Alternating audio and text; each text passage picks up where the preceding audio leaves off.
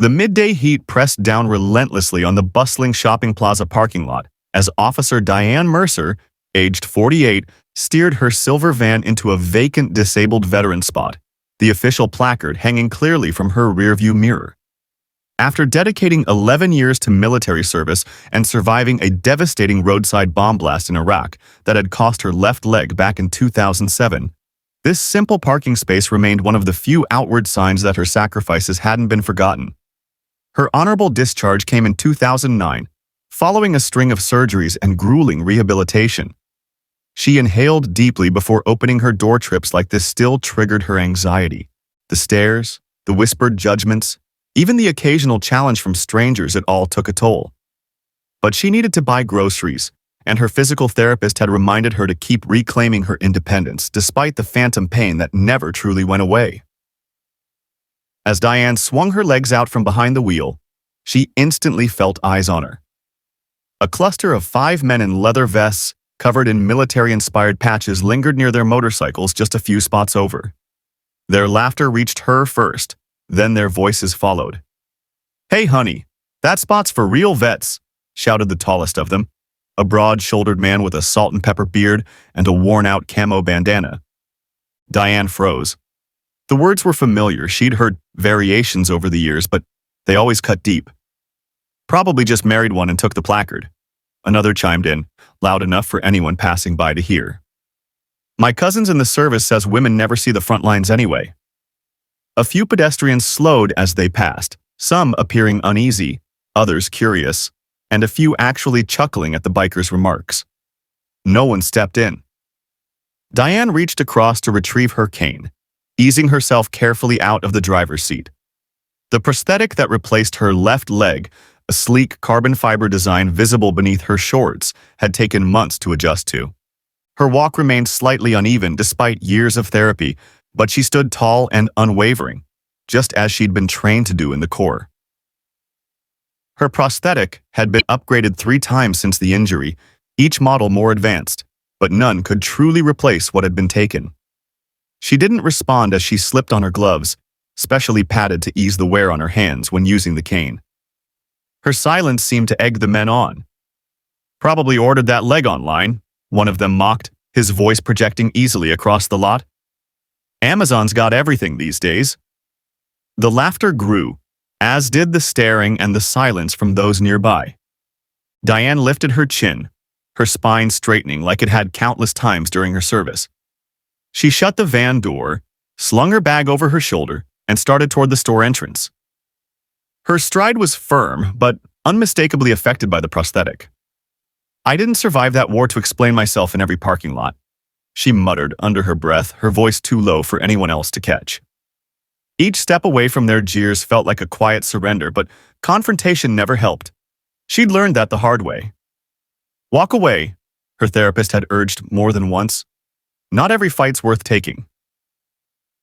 As she passed a young man in a gray hoodie with a military emblem pulled down over his face, she noticed him observing the situation. But he turned away just as quickly, phone in hand. Inside, Diane focused on the simple tasks on her shopping list. Bread, eggs, coffee, grounding herself with the routine, but her hands trembled slightly as she reached for items, her mind replaying the parking lot scene. The harsh store lighting worsened her persistent headache, another lingering effect from the explosion that had left her with a mild traumatic brain injury on top of everything else. She paused near the cereal aisle, leaning harder on her cane as memories threatened to flood her thoughts, choking dust, chaotic screaming, the acrid scent of burning fuel. "Ma'am, are you okay?" a store clerk asked, noticing her brief disorientation. "Just a headache," Diane replied, flashing the polite smile she'd perfected over the years for civilian interactions. She pushed through her list with careful efficiency, forcing herself to stay in the present. The basket weighed heavily on her shoulder, reawakening old pain, but she turned down help from well-meaning employees. Independence hadn't come easily. After months of being confined to hospital beds, she wasn't about to give it up. Stepping back into the afternoon light just 20 minutes later, Diane was greeted by a disheartening sight.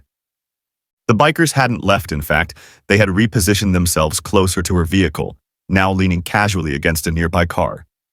One of them, a younger man with tattooed arms, held his phone up triumphantly. Got the perfect shot for the group page, he bragged to his buddies. Caption: Fake vet alert at Crestwood Plaza. Phony disabled vet stealing a space from a real warrior. Diane's stomach clenched. She knew about those online groups, the self-appointed patriot watchdogs, who posted photos of people they accused of faking military service, opening them up to public shaming. Her image would be circulating within minutes, torn apart by strangers. Just make it to the van, she told herself. Same as an extraction, stay on mission, focus. But just before she reached her vehicle, a mall security guard stepped into her path. He was slim, wearing an ill-fitting uniform, and barely looked old enough to rent a car. His name tag read Ellison, and he avoided making direct eye contact. Ma'am, he began hesitantly, we received a complaint about unauthorized use of the veteran parking spot. The bikers lingered nearby, their smirks visible as they watched the exchange. The tall one mock saluted, drawing another round of quiet laughter from his group. I have valid authorization, Diane responded calmly, reaching into her side pouch for her identification wallet, the one that always held her military ID next to her driver's license. Anyone can buy those placards off the internet, one of the bikers jeered. My buddies with the VA says women vets are bleeding resources away from the men who actually fought. The guard squirmed uncomfortably but didn't back down. Could I see some additional proof? Maybe your military ID or discharge papers? Diane felt heat rise in her face as curious bystanders slowed to watch the scene unfold. She held out her military ID, and the guard took it, inspecting it with a kind of exaggerated suspicion. This says Marine Corps, he finally said, furrowing his brow. But your license plate frame says Army. The frame was a gift from a friend, Diane explained, her tone even, though her pulse quickened. I served with the Marine Corps for 11 years, 3rd Battalion, 8th Marines. 2 deployments to Iraq, 1 in Afghanistan. Still, the guard looked uncertain. Behind him, the bikers continued their mocking pantomimes, urging him to press further. Maybe we should call the VA to verify everything, he suggested, handing back her ID. Nearby, an older woman pushing a shopping cart briefly paused. For a moment, Diane thought the woman might intervene. But after a fleeting glance at the intimidating bikers, she quickly hurried past without a word. It's fine, Diane murmured. I've been questioned before. It's nothing new to feel unseen. The guard shifted, visibly conflicted. Well, ma'am, the complaint came in, and I have to follow through. The complaint is wrong, Diane said quietly but firmly. And I understand you're doing what you're instructed to. At the edge of the parking lot, the young man in the gray military hoodie stood again, observing from behind an SUV. He appeared to speak quickly into his phone, glancing back at the scene with urgency before walking toward the mall exit. Diane only caught fragments. Staff Sergeant Mercer. No, sir. Total disrespect to a decorated Marine. The guard eventually allowed Diane to return to her van, though only after confirming her Purple Heart license plate matched the information on her ID. As she settled into the driver's seat, she opened her glove box and took out a small velvet-lined case. Inside rested her Bronze Star, awarded for extraordinary valor during an op that had cost her not just her leg, but the lives of 3 brothers in arms. She gently wrapped it in a piece of tissue and placed it on the passenger seat. Some days, it was her only reminder of who she really was, not the assumptions others projected onto her. As she prepared to drive off, she noticed the bikers had returned to their lounging spot by the motorcycles.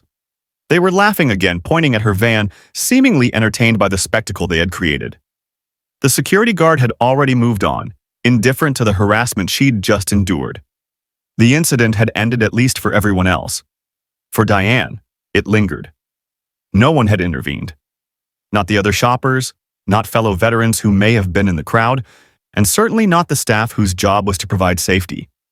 The loneliness was crushing, a familiar echo of the isolation she had felt in recovery wards, during sleepless nights, and in moments of doubt when she questioned whether anything she'd given had truly mattered. No one stood up, no one spoke. If you've ever felt invisible like that, just type "alone" in the comments. 30 minutes passed and the bikers remained in the lot, now gathered around a set of outdoor chairs outside a nearby cafe. They lounged lazily, sharing cigarettes and scrolling through their phones, occasionally showing each other the screens with bursts of laughter. The tall one in the camo bandana pointed at his device, grinning. "Already got 50 comments," he announced. "People are fired up about these faker vets taking spots." The younger one, the tattooed guy with the shaved head, leaned over to get a better look. "Dude, you should see what they're saying about female Marines. Brutal stuff." Meanwhile, the parking lot continued to fill with the usual weekend crowd. The mall's rhythm resumed, cars pulling in, families heading in and out, the general buzz of routine activity. No one seemed to notice the distant sound of approaching engines at first, but then the rumble grew louder, distinct from everyday traffic. 4 olive-drab military jeeps rolled smoothly into view, moving in unison. They bypassed the standard parking rows and stopped in a straight line directly in front of the mall's main entrance, blocking the central traffic flow. The bikers' expressions shifted quickly from curiosity to discomfort as the doors opened. 8 U.S. Marines, dressed in full formal blues, exited the vehicles with precision. Their movements were sharp and synchronized, their presence commanding immediate attention. These weren't ceremonial troops, their medals and ribbons hinted at hard-earned experience in real combat zones. The gleam of brass, the crispness of their uniforms, and the stoic determination on their faces made that abundantly clear. People began to pause, phones raised instinctively to capture the surreal moment. Children gawked, pointing and whispering questions to parents who stood speechless. At the front of the formation, a tall Marine stepped forward, a master sergeant, judging by his insignia, with a face lined from years of service. His voice rang across the now silent lot with unmistakable clarity. "Staff Sergeant Diane Mercer, United States Marine Corps, recipient of the Bronze Star with Combat 5. Purple Heart recipient. 11 years of honorable service. Wounded in the line of duty while saving 3 fellow Marines." He let the words hang, his gaze settling coldly on the bikers. "You humiliated her today." The bikers shifted in their seats, visibly unsettled. Their bravado evaporated under the weight of the Master Sergeant's authority. She lost her leg, pulling Lance Corporal Marcus Lee out of a burning Humvee after a roadside bomb outside Fallujah in 2007. Despite her injuries, she returned to the wreckage twice more, rescuing 2 more Marines before the vehicle exploded. His tone never wavered, but the gravity of his words silenced everyone.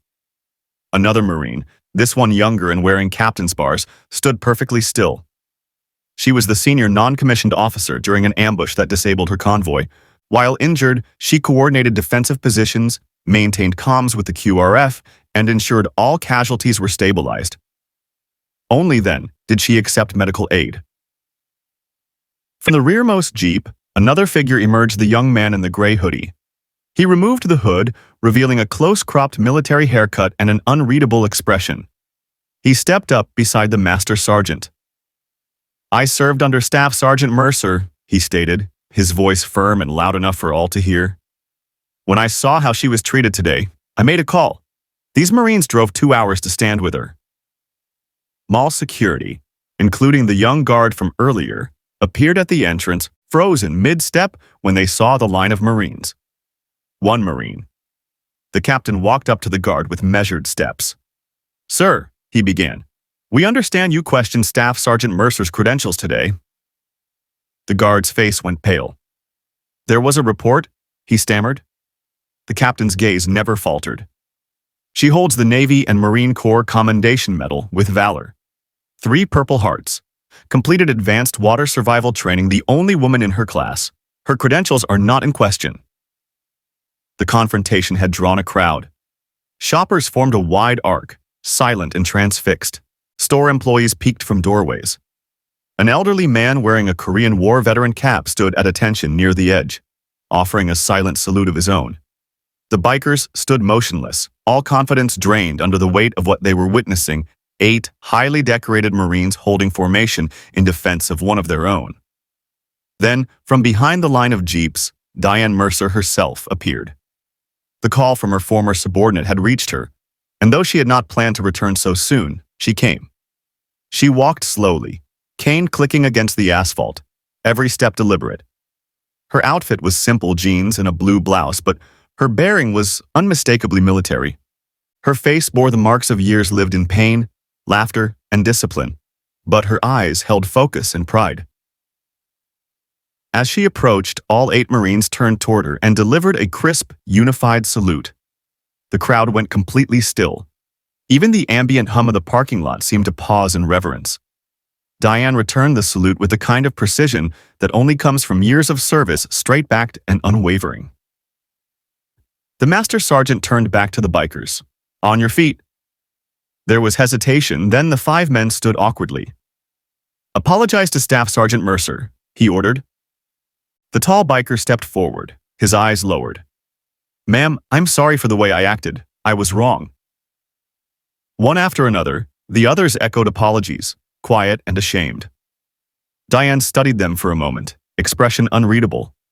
Then she slowly reached into her pocket and held up the bronze star for all to see. "This isn't mine," she said, her voice carrying through the hushed lot. "It belongs to Lance Corporal Lee. He didn't come home." She paused, her prosthetic leg clearly visible now. "Those of us who return, we're never quite whole. Some wounds are visible," she gestured to her leg, "and some are buried too deep to show."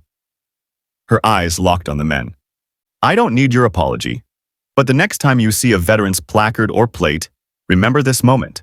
Not every wound can be seen, and not every hero fits your image." The transformation in the air was palpable. The bikers remained standing, heads lowered. All traces of arrogance vanished. The young security guard stepped closer, taking off his cap. "Ma'am," he said, his voice shaking slightly, "I'm truly sorry for doubting your service. There's no excuse for what I did." Diane met his eyes, her expression softening. At 48, she had learned the power of patience, that anger rarely achieved anything meaningful. "You were doing your job," she said gently. "You acted on what you were told. I understand." As the crowd began to disperse, many stepped forward to offer Diane personal thanks. A Vietnam-era veteran in a wheelchair quietly rolled up to her side and expressed his gratitude. Their interaction was brief, unspoken, but deeply understood. Their shared past in different wars tied them together without needing explanation. A young mother led her daughter forward. "She wants to join the Marines someday," she said, beaming. "I think she just found her role model." Diane knelt, despite the discomfort it brought, and looked the girl in the eyes. "If you do it," she said gently, "do it for something bigger than yourself. That's what keeps you going." The Marines, their mission complete, began to gather near their jeeps once more. The master sergeant approached Diane one final time. But before he could speak, she stopped him. "You never had to salute me," she told him and the others, her tone firm but kind. "Just don't let them laugh next time. Not at me. Not at anyone who wore the uniform." The master sergeant gave a solemn nod. "We look out for our own, Staff Sergeant Mercer. Always have, always will." As they began to leave, the biker with the bandana lingered behind, separated from the rest of his group. He slowly approached Diane. No swagger in his step now, just a quiet awkwardness. "I never served," he admitted. "My dad was in Vietnam.